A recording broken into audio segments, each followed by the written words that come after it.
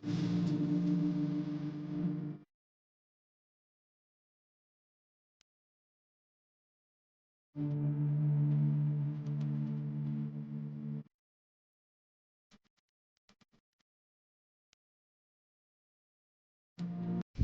Colony ఇళ్ల నిర్మాణాన్ని వేగవంతంగా పేదవారికి పూర్తి చేయాలనే దృఢమైనటువంటి సంకల్పంతో వాటికి అవసరమైన ఏ చర్యలు అయితే తీసుకోవాలో ఆ చర్యలన్నీ తీసుకుంటూనే ఉన్నాం సంవత్సరం రోజులుగా.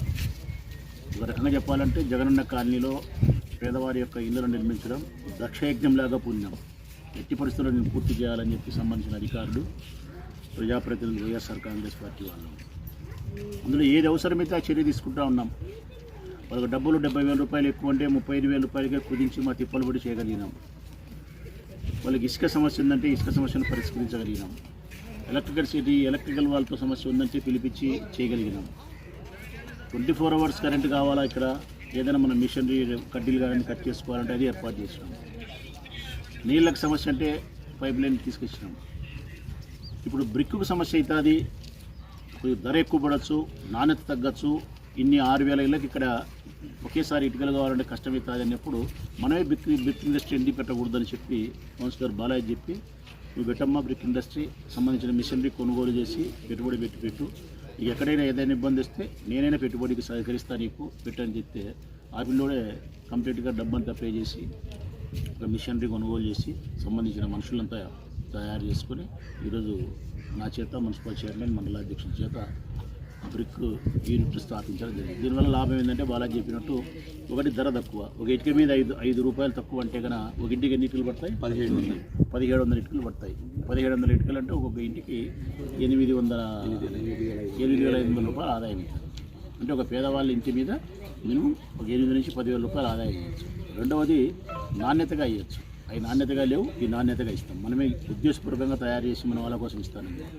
మూడవది వేగవంతంగా తయారు చేస్తాం. రోజుకి ఎన్ని తయారిస్తుంది? రోజు 15,000 ఇటుకలు తయారు చేస్తుంది. ఇంకా అవసరం అనుకుంటే ఇంకో మిషనరీ కూడా మనం కొనగలిగితే రోజు 30,000 ఇటుకలు తయారు చేస్తాం. సో 30,000 ఇటుకలు అంటే మనకు కావాల్సిన ఇటుకలు తయారు చేసుకుంటాం. ఎక్కడ పని ఆగకుండా, జాప్యం లేకుండా, ఆలస్యం లేకుండా వేగవంతంగా నాణ్యతతో ఒక మనిషి మీద 10,000 రూపాయలు మిగిలిస్తూ చేసే కార్యక్రమం. ఇదంతా కూడా కేవలం వైఎస్ఆర్ కాంగ్రెస్ పార్టీ ప్రజాప్రతినిధులము ఆ జెండా ఆదేశాల మేరకు ఈ ఊరి ప్రజల సౌలభ్యం కోసం ఎట్టి తిరిగి ఇళ్లను వీళ్ళకు సక్రమంగా నిర్మించి ఇవ్వాలనే ఒకే ఒక పట్టుదలతో ముందుకు పోయేది తప్ప మరి ఏ ఉద్దేశం లేదు. ఈరోజు సోములవారిపల్లె పంచాయతీలో వెలిసిన జగనన్న కాలనీ రామేశ్వరం లేఅవుట్కి సంబంధించి ఇక్కడ ఎమ్మెల్యే గారి ఆదేశానుసారం మనము ఈరోజు బ్రిక్ ఫ్యాక్టరీ ఓపెన్ చేయడం జరిగింది. ఈ బ్రిక్ ఫ్యాక్టరీ వల్ల ఉపయోగాలు ఏంటంటే, జనాలకు త్వరితగిన అంటే వేగంగా ఇన్ని వేల ఇల్లులు ఇక్కడ కన్స్ట్రక్షన్ అవుతున్నాయి కాబట్టి బ్రిక్స్ అందుబాటులో లేకుండా కొన్ని ఇల్లులు ఆగిపోయే పరిస్థితి ఉంది.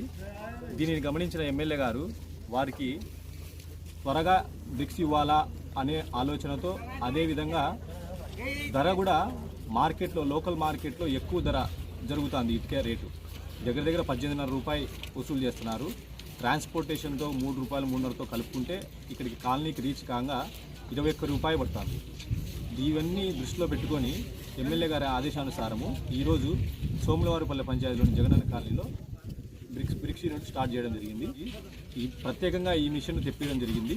ఈ మిషన్ వల్ల దీంట్లో ఉండే ఎక్కువ మోటార్లు, ఎక్కువ వైబ్రేషన్ వల్ల గ్యాప్ లేకోకుండా ఇటుక అంతా మెటీరియల్ కూరుకోవడం వలన ఈ ఇటుక నాణ్యత ఎక్కువగా ఉంటుంది. అంతేకాకుండా బయట 18,500 రూపాయలు జరిగే ఇటుక ఇక్కడ 16,500 రూపాయలకే ఇవ్వవచ్చు. ఇంకొక 10 రూపాయలు తక్కువ 16 రూపాయలకి ఇవ్వచ్చు. అందులో వీళ్ళకు ఆ 16 రూపాయలు తగ్గడమే కాకుండా అక్కడ 2.5 రూపాయలు సేవ్.